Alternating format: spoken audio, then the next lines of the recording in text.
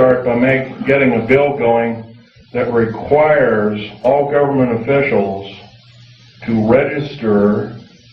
I mean, if they're going to ask us to register our guns and our rights, they have to register their rights. They can register their rights and their guns and their legislative ability through one kind of referendum, number one being they can limit the amount of years that they're in office. If they cannot do this, by the way, if a contract with America, by the way, is really a contract, and all the politicians, or the Republicans or Democrats or whatever you want to call them, to me that's just a label,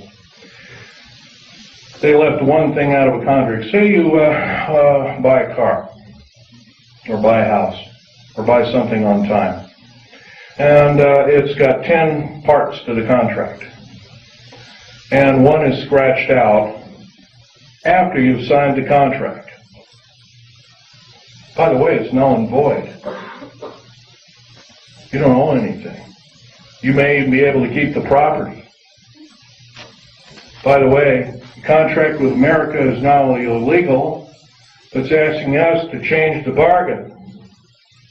The only damn things that change the bargain are the damn outer space aliens, etc., etc.,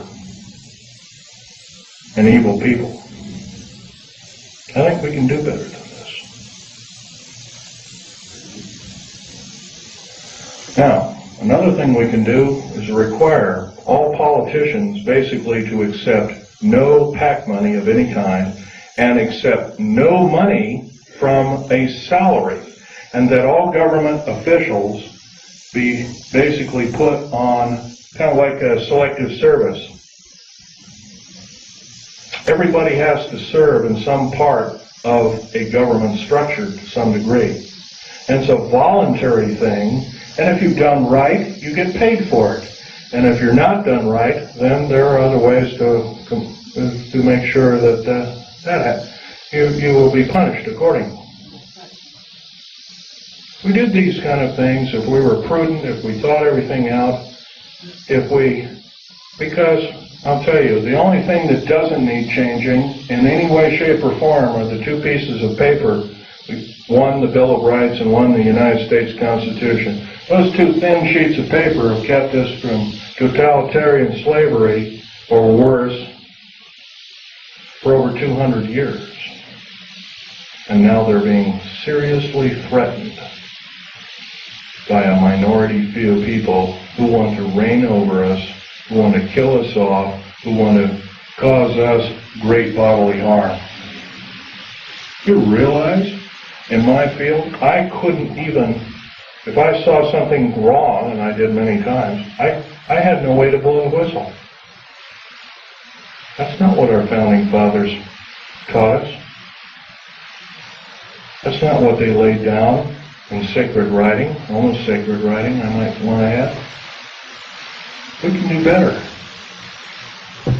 If we are really the government, if we are really the militia, then we have to stand up and we have to make ourselves known that this will not be tolerated in any way, shape, or form, and must cease and desist. And if we are challenged, then so be it. Then we are challenged. And I guess the actions of us will be rather forthright, by judging from this crowd. I'm laying down my life by talking about secret things, that I took an oath of secrecy that said that if I broke that oath of secrecy, I am guilty of espionage. I am called a traitor by my own government for blowing the whistle. That's not only a disgrace,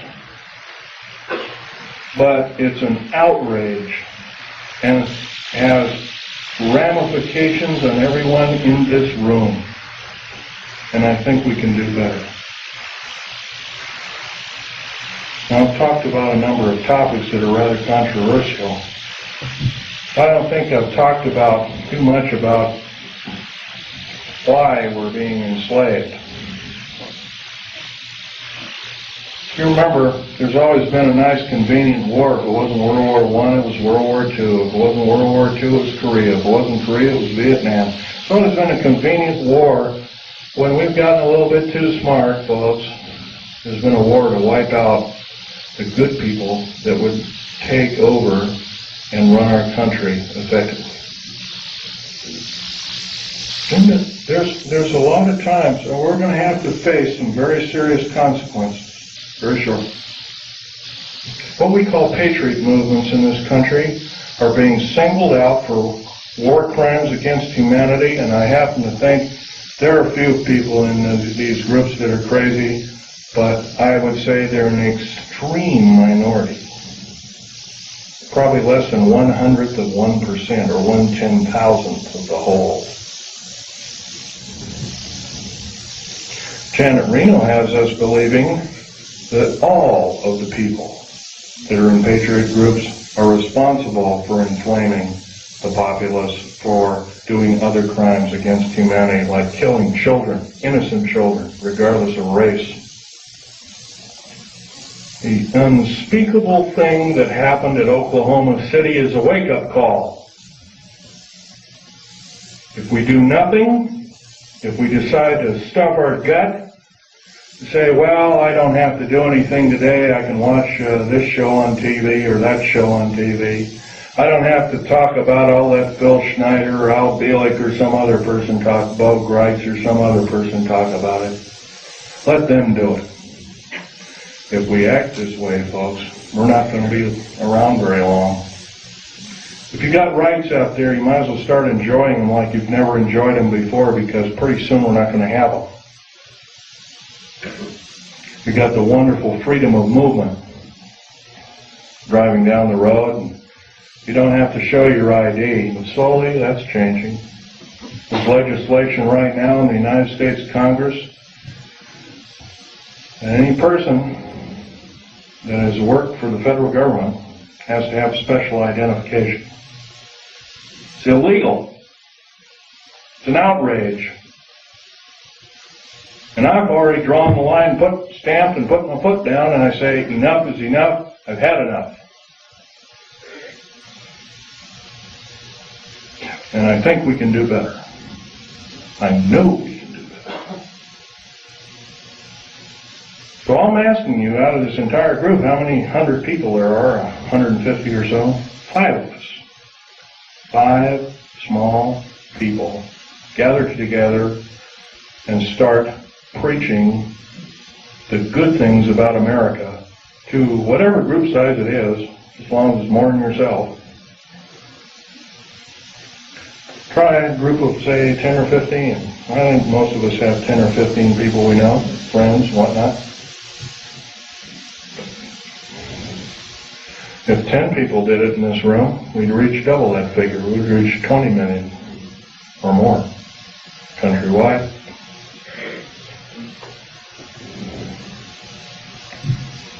What do we have to do? We have to stockpile weapons and all these other kinds of things. Trouble is with revolutions, they always end up killing the wrong people.